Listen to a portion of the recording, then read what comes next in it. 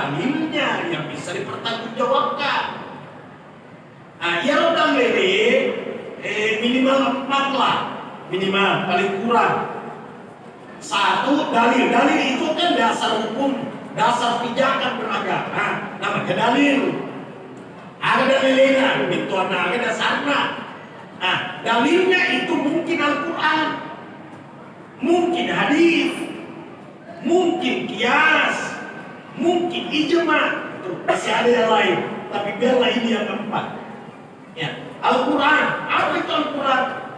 Al-Quran adalah kalam Allah yang Allah turunkan kepada Rasulnya Muhammad SAW melalui perantaraan malaikat Jibril. Itu yang sering dibaca. Itu Quran. Tapi tidak semua dalam Al-Quran itu jelas.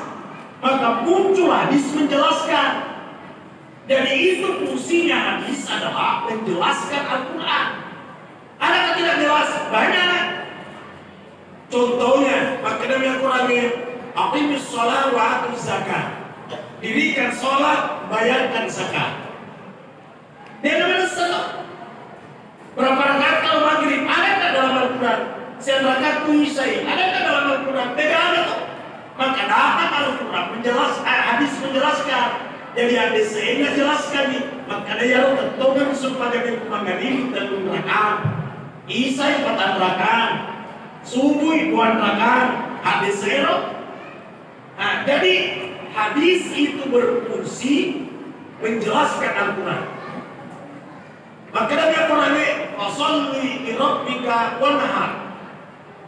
Maka dirikan fasholli li rabbika, maka salatlah li rabbika untuk Tuhan. Wanhar, dan menyembelihlah. Dari mana salat? Belum jelas. Salatlah dan menyembelihlah. Ya kuda ada kau kan berbagai pagi. Sampai pura cuma bersel masuk aja lo kan sampai ini digerei. Apa makanya kurang salatlah dan menyembelihlah.